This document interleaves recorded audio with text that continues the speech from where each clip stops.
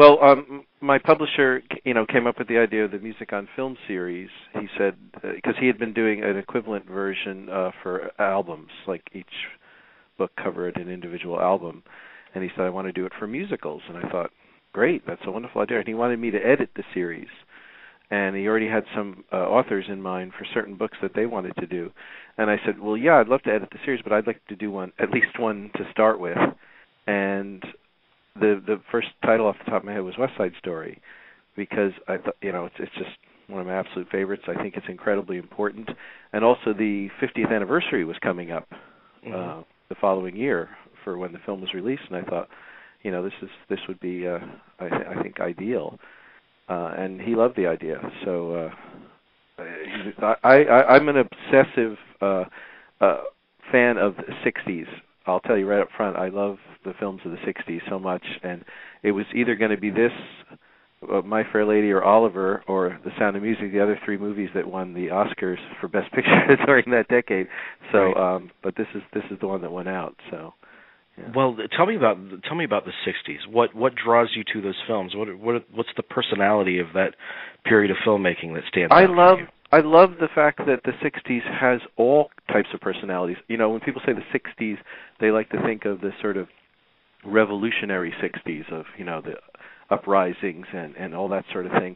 But I always like to point out to people that it's the only decade where you can start the 60s with something like Please Don't Eat the Daisies with Doris Day, and end the 60s with something like Midnight Cowboy.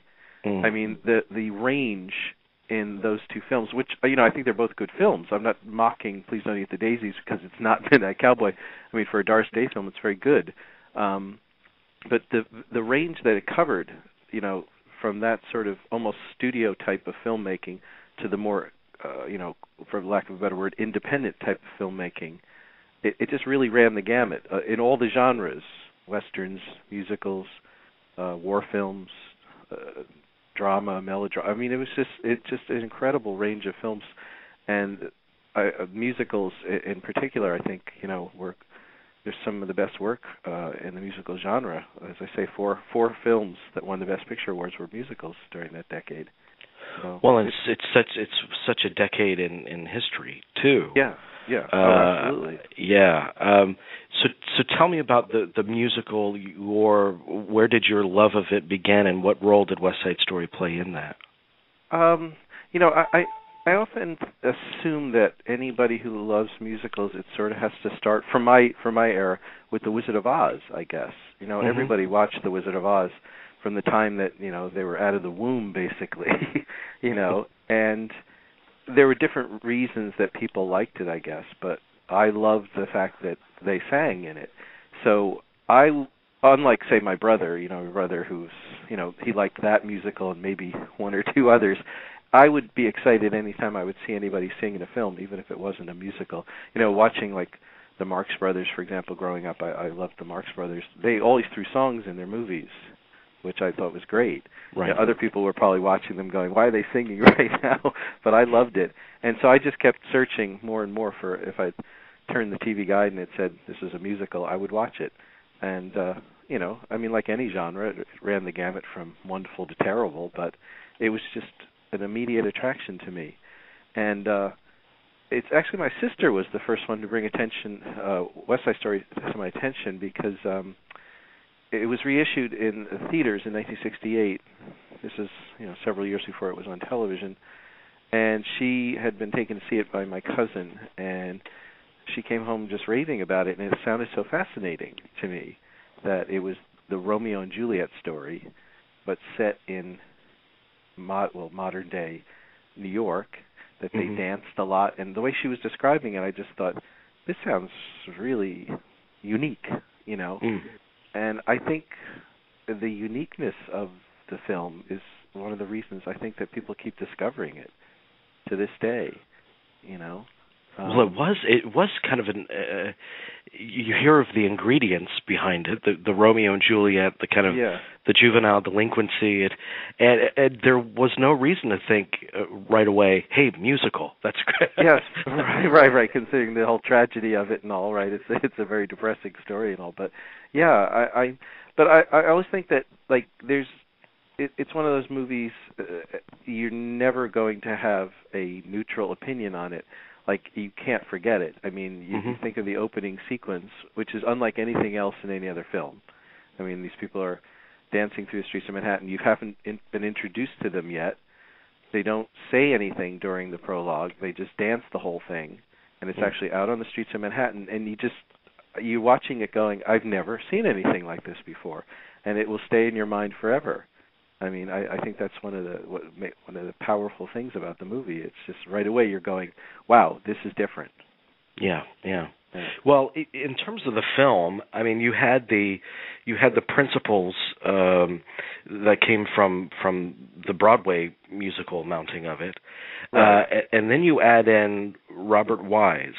Was that a harmonious collaboration? It sort of wasn't. It wasn't. From everything that I've read about Robert Wise and Jerome Robbins, Robert Wise was very diplomatic in terms of doing his best to make it a collaboration. Jerome Robbins was very independent and very much had his own vision of what he wanted to do. So I think I got the impression that Robert Wise was very glad to have Jerome Robbins on the film. Jerome Robbins would have been happy to be doing this all by himself. The only problem was that he was such a perfectionist that people have jokingly said that if he was still around, he'd still be directing the film today. He was taking so long on every single shot that it was costing the studio enormous amounts of money, and then that's why he was fired ultimately. Yeah. But it's interesting. The cast members have said that Jerome Robbins was very much a more hands-on director in terms of dealing with the actors. Robert Wise, surprisingly, considering he was the established film director, was more kind of like, I know you know how to do this, just go off and do it. I trust you. Whereas Jerome Robbins wanted to explore every moment, every nuance with them. So he's very favorably spoken of as a director by the cast members. It's just he just didn't know when to say cut, stop, print it, Right. Yeah. I don't know if that answers your question, but no, it absolutely does. But he didn't really have a film career after that, as you would have imagined. No. Yeah, absolutely not. No, I think it was sort of a mutual disgust in a way. I think he was kind of angry at Hollywood for firing him off the film, and Hollywood's attitude was, well, he's an incredibly talented man, but if this is how long it'll take him to make a film, then I don't think we can use him. So, yeah, he sort of not only turned his back on Hollywood, but at that point he sort of turned his back on Broadway pretty soon after that and just went to the world of ballet. So I guess he wanted to be where he had the most creative control. And talk about a disciplined world. I mean, the world of ballet fits right in with. So tell me how, to give me a couple of examples of how this was conceived specifically for film, because it came from the stage. What did film bring out in the material that the stage possibly could not? Well, I think that, again, the opening, beyond a doubt, is the most cinematic part of the movie. The interesting thing is, actually, if you think about it, a lot of the movie is very close to what they did on the stage. They with edits in it. They didn't go so far off the structure of the play. They sort of wanted to preserve what was there, but they just wanted to open it up. So the masterstroke, I think, was the opening scene which actually was Robert Wise's idea, surprisingly not Jerome Robbins. Jerome Robbins kind of wanted everything done on a soundstage to make it look artificial, because he didn't think that you could bring that sort of stylized world into the cinema. But Robert Wise said, no, if we do the opening scene on the streets of Manhattan, think of the creativity, the sort of boundless ways that you could stage this. I mean, and so I think that sequence is what really is the most cinematically exciting part of it. Among the things that they did do in terms of the restructuring, which I think is great improvement, is swapping the songs "Cool," the one done in the garage at the end after the rumble, with G. Officer Krupke, which is done earlier in the film, and it was the opposite on Broadway. The two songs were in each other's positions on the Broadway stage, and a lot of the people, even Stephen Sondheim, was never comfortable with that. He always thought that they should be swapped, and so when they made the film, when they restructured the screenplay, they decided, yeah, it worked better that way. And I think to this day, people who see the show after seeing the film are kind of disappointed to see the songs in the different spots than they are in the film. So, yeah. My favorite piece was always America. And Rita Moreno, and it's just an exhilarating performance. And the changes between Broadway and Hollywood there was a great idea. Was that only the women had sung it on Broadway. It was a song for the women to sing, and sort of back and forth between one another, fighting over the pros and cons. And they said, well, why not have it be a battle between the guys and the girls? Which I think is just great. Again, once you see after the movie, once you see the show again, and you see that it's not done that way, it's kind of a letdown. It's a great idea for the film. Now, with the Broadway version, I've never actually seen the musical on stage. I've auditioned for it, but I've never seen it. Really? Did you? Yeah, years ago. Oh. But its depiction of the kind of the lingo of the time, was it harsher than what they were allowed to do on film? Yeah, there are a couple of words here and there. I actually mentioned them in the book too. That there's like a line from Lieutenant Schrank saying to one of the boys, taunting him, saying, "How's the action on your mother's side of the mattress?" In the movie, they changed it to "How's the action on your mother's side of the street?" Things like that. Like this little. I think there's maybe a crap. I think Lieutenant Schrank says, "Don't give me that crap" in the play, and then "Don't give me any of that junk" or whatever. I forget what the actual word is they use in the movie, but little things like that. They actually tried. I remember reading in your book some line of she came to town with her legs open, and that was changed to mouth open. With her mouth open, right? Yes, exactly. Yes, there's another one, right? Exactly. Like little things like that and all. They actually even tried to make it a little harsher on Broadway. They tried to get the F word in there at one point, and they just said no, this might be too much, so they had to change that. So the casting of the film, they ended up feeling that they had to anchor it with a star. Yes. And a little point of controversy because she wanted to sing, but it ended up that they didn't use her vocals. Yeah, I mean this was pretty common. Often they would tell a star. This happened to Audrey Hepburn with My Fair Lady too. They would tell the star that, of course, absolutely, we're going to let you sing, and then let them do the recordings, and then with no intention whatsoever of actually having them do their own singing, which I can understand the disappointment. But if you do hear Natalie Wood's vocals, because they have some of them on the DVD, like little alternate extras. I mean, she's very weak. I mean, she's giving it a good try, but yeah, it is not the most pleasant sound in the world. So I mean, it's kind of a weird thing with the dubbing in movies that 9 times out of 10 you're going to listen and say, I know that's not Natalie Wood singing. So it's a bit disconcerting to hear another voice coming out of their mouth, but at the same time, do you really want to listen to famous stars going flat on notes? Yeah. And meanwhile, her co-star had very little screen or musical training. Oh, Richard Beamer.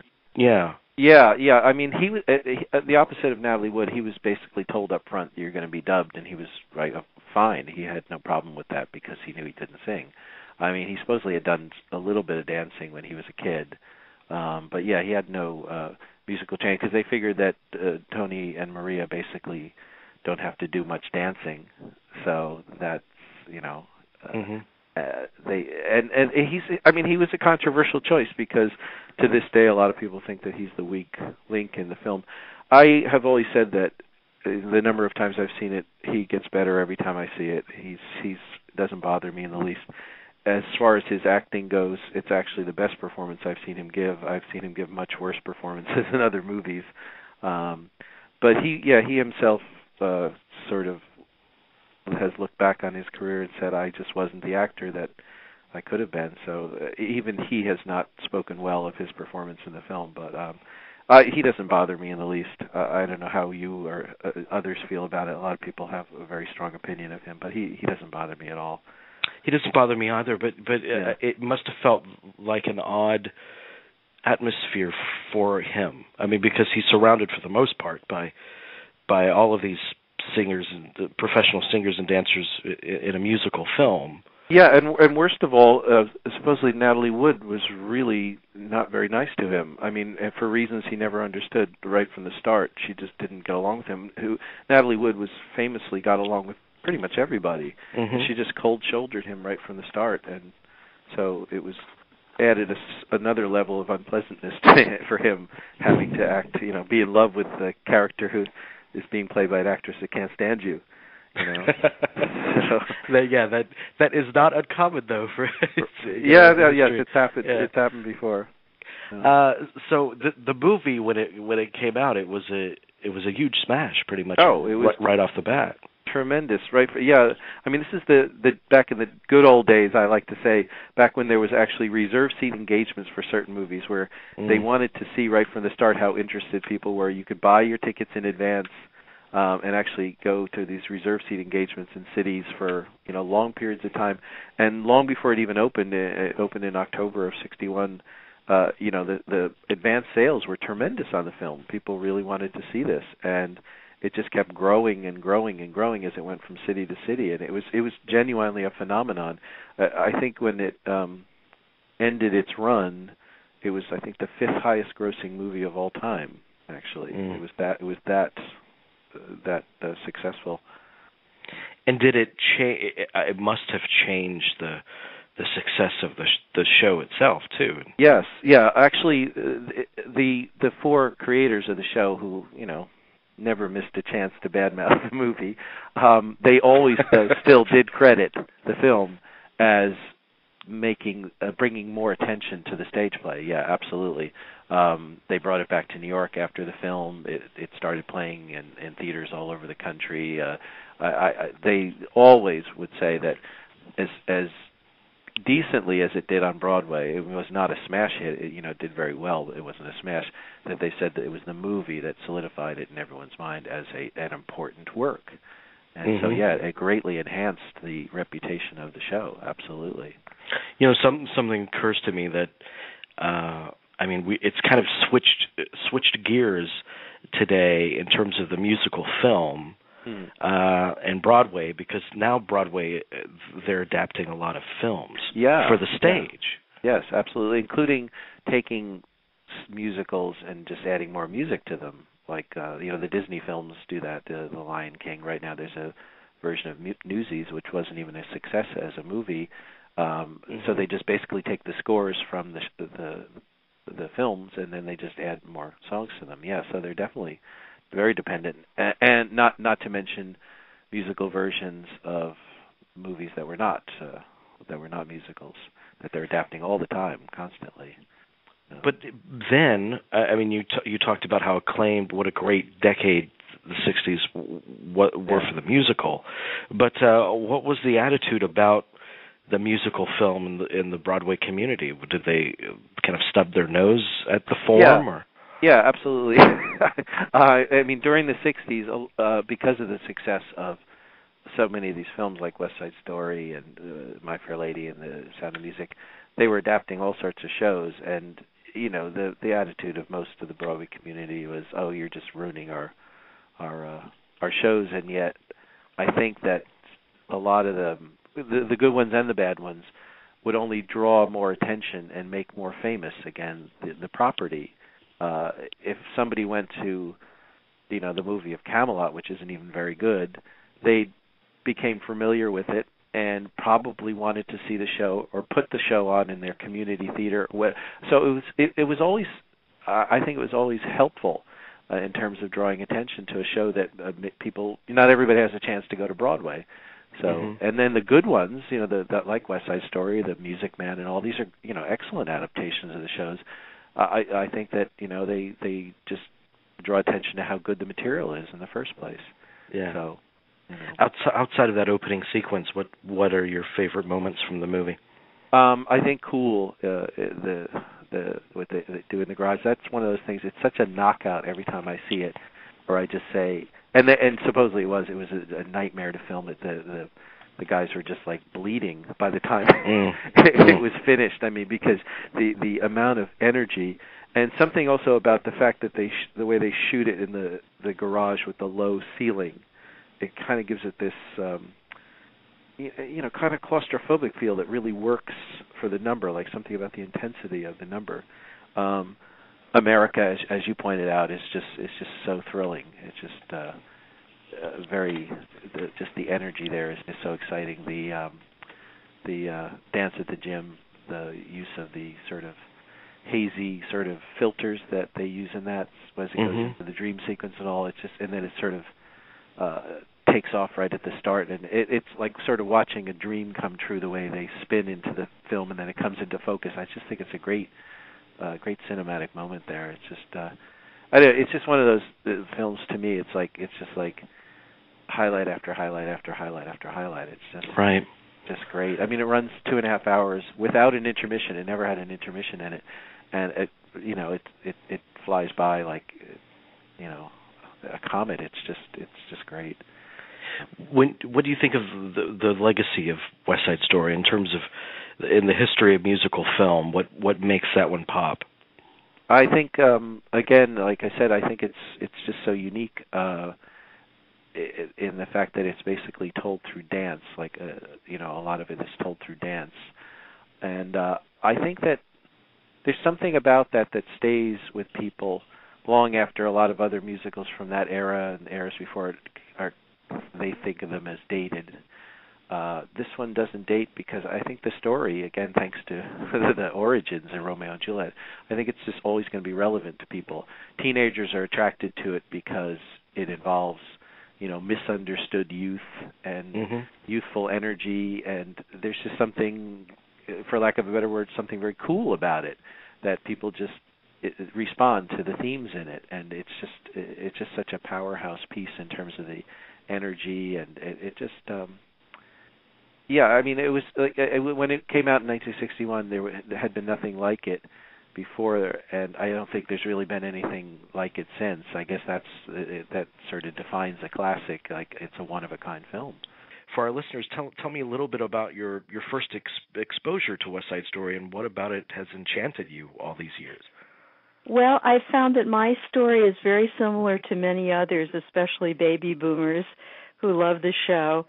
When it first came out, my parents were big musical theater fans, and they bought the cast album as soon as it was available.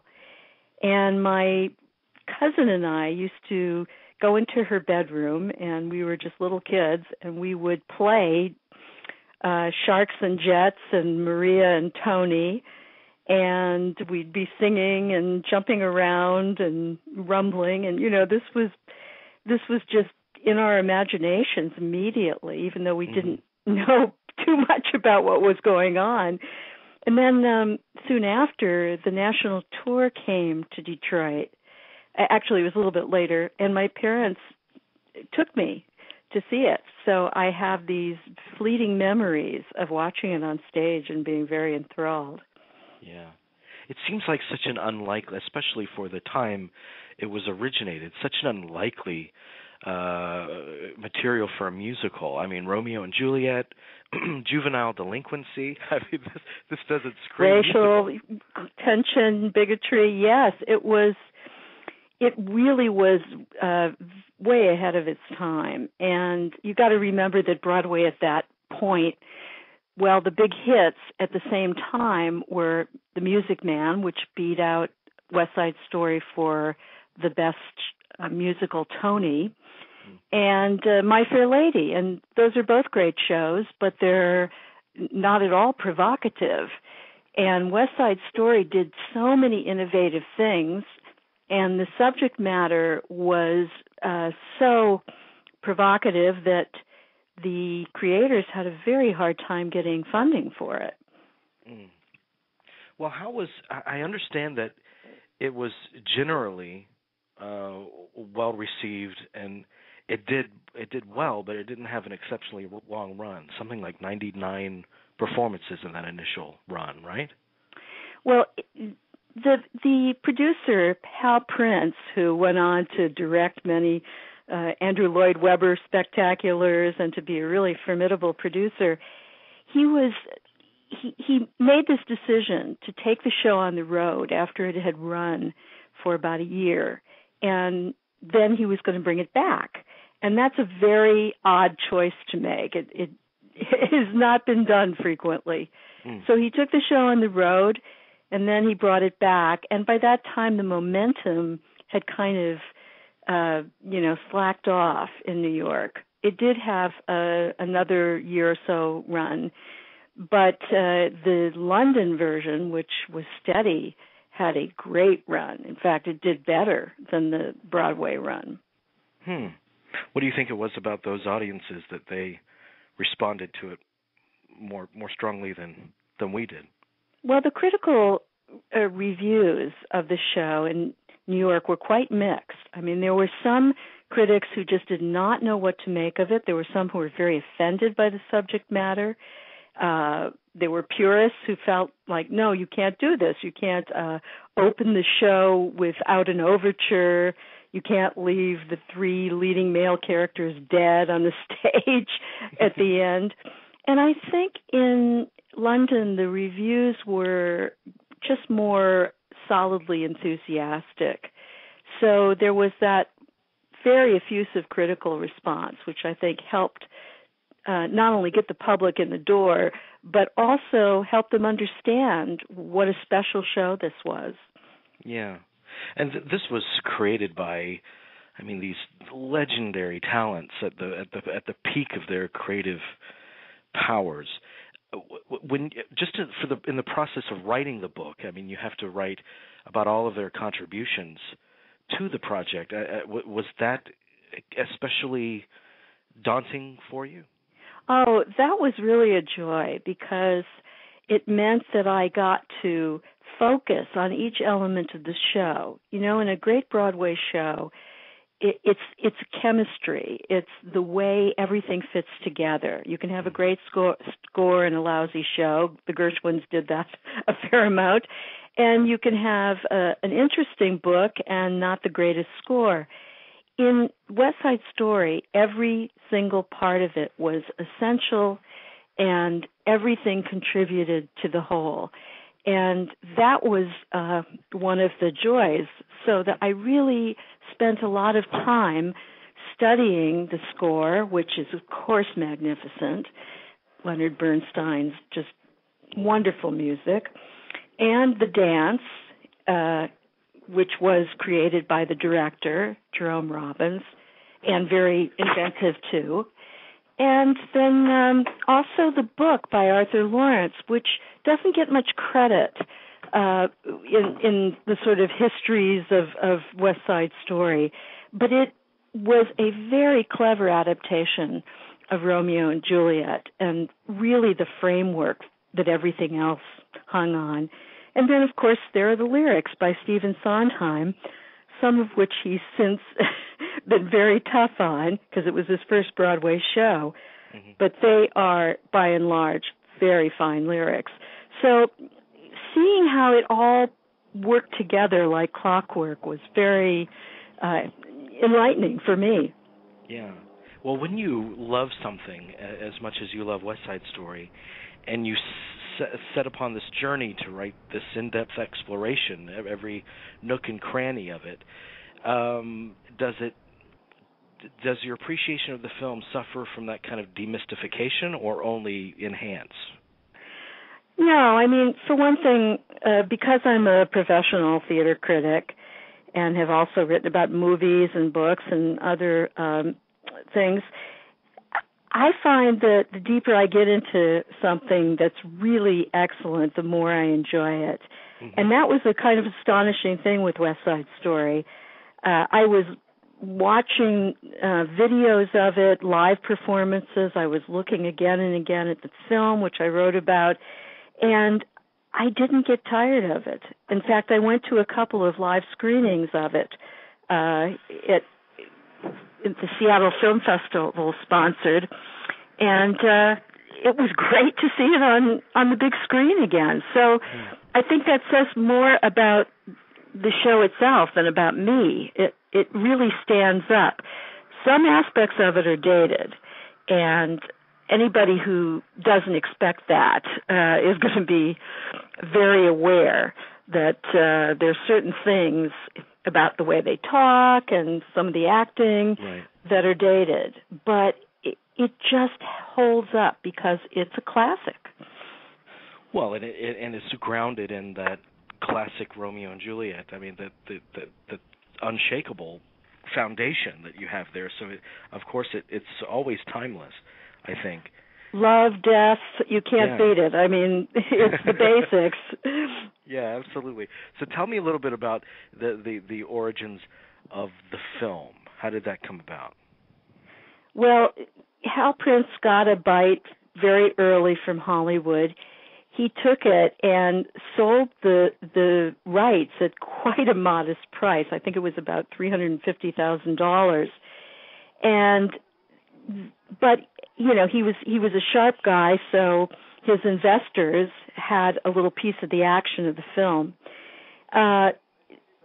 Jerome Robbins, who really had a lot of involvement in the stage show and was deeply immersed in it, felt very much it was his baby, signed on with the condition that he direct. And Hollywood said, well, okay, but you have to have an experienced film director, since Robbins had never directed a film, and they paired him up with Robert Weiss. And, of course, Robert Weiss would go on to do many big films, including The Sound of Music. And so that was kind of a good teaming in a way, though aesthetically they were quite different. They got along well. Robert Weiss was very respectful of Robbins, and vice versa. And basically they kind of divvied things up. Robbins would be responsible for totally for the shooting of the dance and music sequences, and Weiss would handle more of the dramatic scenes, with each of them helping out each other. So this was a very exciting, very high-budget project for the time, and Weiss was insistent that they shoot some of it, the opening rumble scene, in New York, on site. And it happened that the area around Lincoln Center the houses had been torn down to make way for Lincoln Center, and so there were still some blocks where the facades of the buildings were still there. And, just out of a great coincidence, the producers were able to contract with the city to use those blocks. So what you see in that fantastic opening sequence are the Jets and the Sharks running down real streets in New York, very close to where the action of the show takes place. Wow. Robinson ran into quite a lot of problems, however. He was an insane perfectionist. He was a guy who never knew when to say cut. He wanted to go over and over and over things. He was never satisfied. Meanwhile, his dancers, including Russ Tamblyn, their feet were bleeding, they were sore.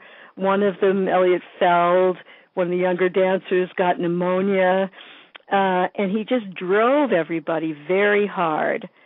And after they came back from the New York shoot, which went way over time, he was fired. Fortunately for the film, he had already directed some of the other musical numbers, and a couple of his assistants stayed on, and he was feeding them advice. And he also kind of secretly met with Wise when the film was being edited to have a little bit of input there. But it's very ironic that, the director of this film that won just every possible Academy Award was never given another film again. That was the end of his Hollywood career. It was because of the West Side Story incident that happened? Yeah, I think because, Hollywood producers don't want to work with people they think are difficult or people they know will probably go over budget. And I think that the experience was a difficult one for Robbins. So he focused much more after that, actually, on Broadway, Fiddler on the Roof, Funny Thing Happened to Me on the Way to the Forum, other shows that were really quite great shows. And then also on composing dance numbers. He worked with the New York City Ballet. And I think that Hollywood, he and Hollywood were allergic to each other.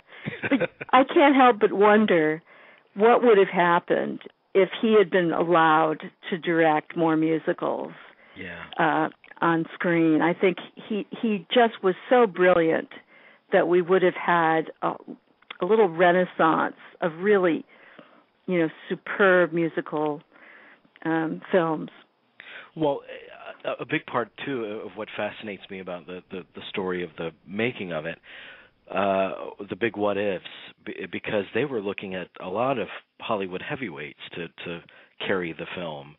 People like Elvis Presley. And they definitely wanted a star, and they just kind of, the studios really wanted a star.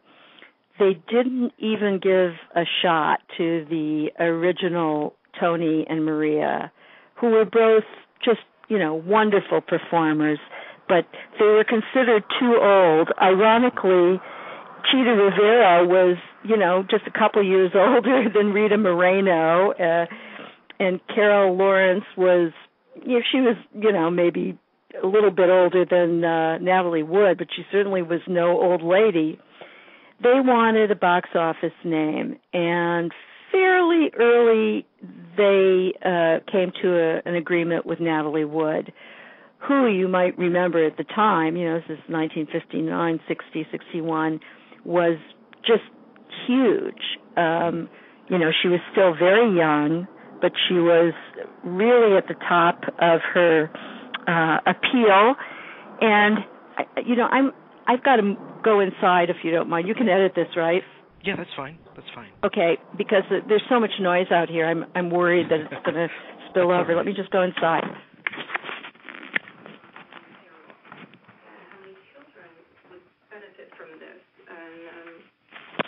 Sorry. No problem. It was very distracting. Okay, so do you want to ask that question again? No, you were talking about how big Natalie Wood was at the time. That's fine. Yeah, Natalie Wood was one of the hottest young female stars in Hollywood, and she was beginning to distinguish herself as a more of an adult actor, and she had just shot Splendor in the Grass, which of course was a very demanding dramatic role. She also fancied herself a singer, but that's another story. So they tried out other people. They looked at other people, even, people like Suzanne Plachette, whose voice was way too deep for the score. But they settled on Natalie pretty soon, and Robbins really liked her. They formed a very close bond. She was very upset when he was fired, and they remained friends until her death. The male casting was more challenging, and that's where they thought of everybody in the world, including Elvis. They put out feelers to Colonel Parker, Elvis's manager, who said nothing doing. I mean, he knew that this was not for Elvis, but that's a really interesting what if. Yeah. And then pretty much any male of the right age came in, and a lot of them would have been really strange. Troy Donahue, Warren Beatty, that's a possibility. But a lot of guys who were sort of more looks than talent. A lot of non-singers.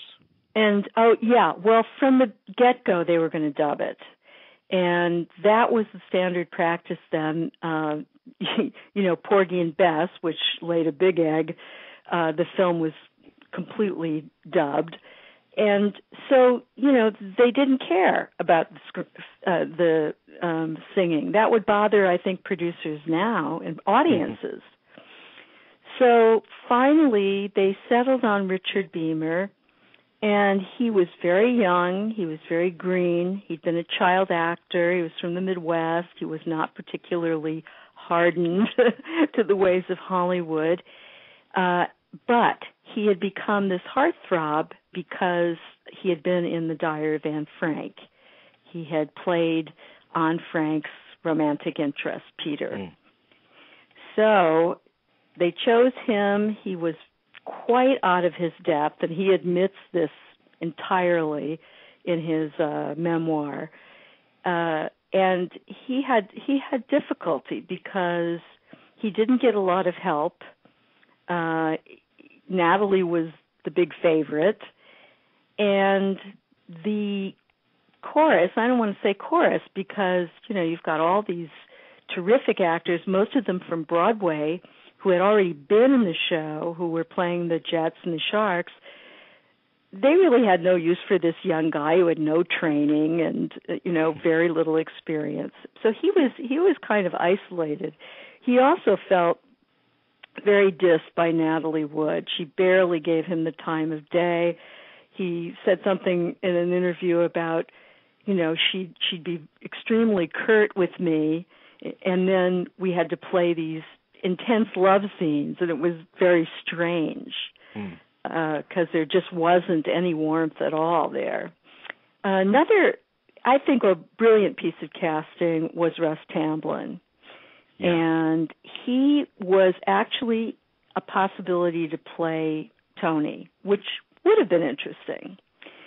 And I think that they decided on him in part because he moved so well. He wasn't a classically trained dancer, but he had been in Seven Brides for Seven Brothers, and he had a lot of gymnastic technique. You see in the movie how he's flipping and doing other kinds of moves. Those things were things he knew, and when Robbins saw he could do them, he just immediately incorporated them. They were not part of the Broadway choreography. I think Tamblyn had a very hard time. He just felt that Robbins was cruel. The dancers who had all worked with him before understood his technique, which was much more what you get in a classic ballet situation, where it's the great maestro and you just take orders. But Tamblyn has often said that it was very difficult for him to deal with Robbins' demands. However, he does not regret being in that film. It was huge for him. Well, it was. I would imagine it was huge for everyone. I mean, this movie was a sensation. Yes, it was an international sensation. There's one other thing that's interesting about the casting, and that is the whole issue of Latinos playing the Sharks. And that was a difficult situation at that time. Robbins and his colleagues had really wanted to have the Sharks played by Latinos on Broadway, and it was extremely difficult finding Latinos who had the opportunity to really train and perfect their skills to the level that show demands. He did cast Chita Rivera, who was a Puerto Rican American, as what's her name? Anita. He cast Rita Moreno, who was Puerto Rican, as Anita in the movie, and he also had cast Chita Rivera, also of Puerto Rican heritage, in the Broadway play. So that was the role that, where you had a genuine Puerto Rican. There were a couple of other Latino in the Sharks group, but when it came down to Bernardo, he went with somebody who he trusted, who had actually played Riff in the London production of West Side Story, and that was George Chakiris. When you tell me about the how the success of the film kind of ensured the longevity of the Broadway production. It was really the film that put this show on the map, and it wasn't so much that it helped the Broadway production, which was waning by the time they were making the film. It was that millions of people around the world saw this film, loved it, and from that love and excitement came many, many other productions. It's been done throughout the world in many different languages, and students have done it in high schools around the country. It's one of the few musicals where you have these rich parts for teenagers. They were written for teenagers, about teenagers. And it was really through the movie that the show lives on and that it attained this pop cultural status. And all the people involved in the show, Stephen Sondheim, Robbins, credited the movie with that. You just don't have the reach in a Broadway show that you have on film. Right. I want to ask you, before I let you go, I want to ask you about the state of the Broadway musical, both on the stage and on film, because now we're at a point where the successful Broadway musicals seem to come from movies, where it's kind of reversed in a way. What do you think of that trend? Well, it's actually going back and forth a lot. You had something like The Producers, which of course was a Zero Mostel film. Then it became a hit Broadway show, and then it went back and was filmed again. Oh, wait a minute. Am I wrong? Was The Producers filmed? Maybe I'm wrong. It was a film, then made into a musical, and then made into a film again. It was filmed. Okay, I'm right. Yeah, twice. Yeah. As a musical, yeah. And so it's kind of two-way traffic. I'm sure the Book of Mormon is going to wind up in some format, either television or film. And it seems like both places are hungry to adapt material from the other. I think Broadway does it a lot because it's instant name recognition. And it isn't always successful, obviously. Sometimes it's just, falls flat. On the other hand, Hollywood has had a rough time making these great hits from Broadway work. So you had, Rent, which was a terrific live show that did not do too well. Phantom of the Opera didn't do as well as people expected it to on film. And, there's no insurance. And my thought about this is that you really have to have a director who understands and has the freedom to make it a film, to not just shoot it as it was on stage, to really make it move and flow like a film. So you have a good example would be Chicago, which had a director who came from Broadway who really understood how to make it work. He had performers who could sing and dance, and he used that. So it's I think it's a healthy relationship, but not always a profitable one. I think you're absolutely right. And Chicago, I mean, what makes that as a film pop as well as it does is the fact that it is so cinematic. And then you see something like the musical movie version of The Producers, which feels like a taped performance on the stage. So I think that is the ingredient that's missing from a lot of them. They fail to kind of cater it to the film format. Yeah. It's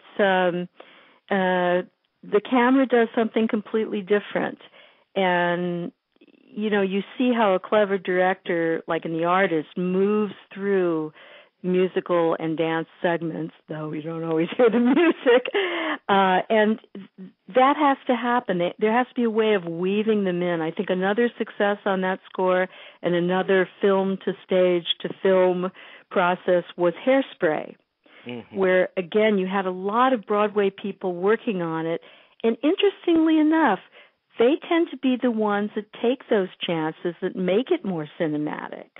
Right. They know it's not going to work as it did on a proscenium stage. So, my hope is that more and more stage directors who've proven themselves with musicals will get the opportunity to adapt these things for the screen. It always works out better. Yeah, that reminds me of one of the most embarrassing moments I ever had in an interview. I was talking to Marvin Hamlisch, and I was asking him about this trend that we've been discussing. And I said, do you find it troubling that so many movies are being adapted into Broadway shows now instead of more original work being on Broadway? And he paused and he said, well, right now I'm working on The Nutty Professor. I said, oh, well, it's not a bad thing. Yeah. No, I think that the allure of using movies is based in reality. I mean, you want to have the audience have some idea of what you're doing, and musicals are often based on plays too that were successful. My Fair Lady was based on Shaw's Pygmalion. So the thing is that it has to all pan out. It has to be a show that can really become a musical. And that is really alive. Right now, one of the most promising new shows on Broadway is Once. Yes. And, I think that the movies that actually have some music in them or about music in some way, it's an easier transition to the stage musical, and vice versa. I mean, it has to be something that really has a connection to being a musical or to being cinematic.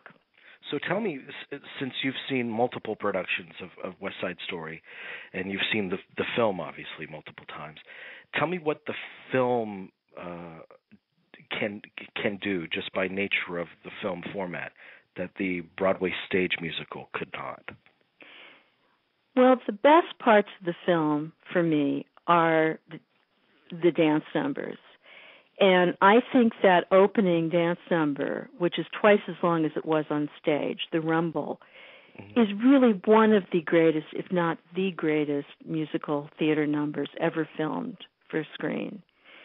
If you look at it, the editing is brilliant, and of course Wise was a great editor. He had edited sound on some of the Fred Astaire and Ginger Rogers movies and worked with Orson Welles, and he was a terrific editor.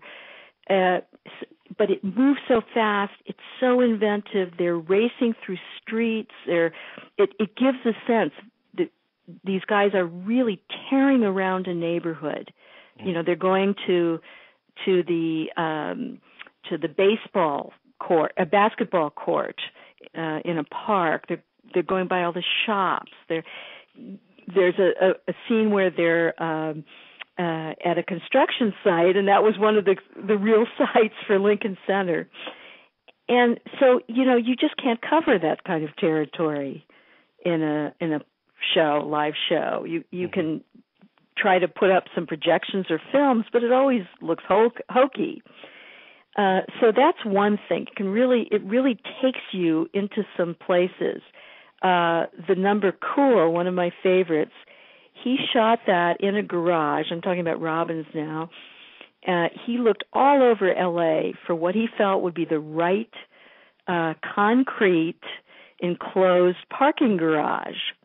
And there it was. And you can tell it's the real thing. It does not look like a set. So it had that going for it. It also, I think, there are moments in the film where there's just this kind of freedom of the cinematic, pace, where things can just kind of flow in a way they can't always on stage, though West Side Story does so more than many other shows. What slumped for me, and I still have some problems with it, are the love scenes, because I don't feel the electricity between Natalie Wood and Richard Beymer, and I also find it very obvious that they are lip syncing and that those voices do not belong to them. Marnie Nixon sang all of the songs for Natalie Wood, and there's an interesting story there. Natalie Wood really wanted to sing her own songs. This happened, by the way, of course, with Audrey Hepburn, too, in My Fair Lady. And from what I can piece together, the producers really strung her along. They said, "Oh, yeah, of course, we'll try you out. We'll take some, some footage and let you sing I Feel Pretty." But they kept kind of putting her off. And in the meantime, they hired Marnie Nixon to kind of fill in and record a lot of her singing. So finally they let her do a test where she sang I Feel Pretty. And in the wonderful documentary West Side Memories, which is part of most recent DVD packages and the new Blu-ray package with West Side Story, you actually see and hear part of that. You hear the vocal track and see her. And she just doesn't have it. I mean, Bernstein's music is very difficult, very challenging. That role is often played by women with operatic training. Right. So much to her surprise, they finally broke down and told her that Marnie Nixon was singing everything. And that was a blow. She was not happy about that. I would imagine not. I tell you what, though, the number America in the film, that's one of the most exhilarating moments I've seen in movies. I love that song. Yes, that's a high point. And again, that was something that Robbins himself was on set to direct. He expanded that number very much. It was only the women in the stage show, and he made it, a co-ed piece, and he used, really the fantastic talents of George Chakiris. I don't think George Chakiris ever got the kind of showcase on film that he had in West Side Story. But again, the camera's moving around. You really see the dancing very clearly. He's not cutting away all the time from the feet. As often as he can, he's doing what Fred Astaire absolutely demanded, which is that you see the whole body. And that's a wonderful number. In fact, I just think that pretty much all of the numbers, all the musical numbers, even the dance at the gym, which is a more static filming than Robbins would have wanted, come off beautifully. It's the dramatic moments, the acting, that is the toughest, I think. Yeah. Thank you for writing such a beautiful book on it. It was completely illuminating to read your book, and I appreciate you doing the book and talking to me about it.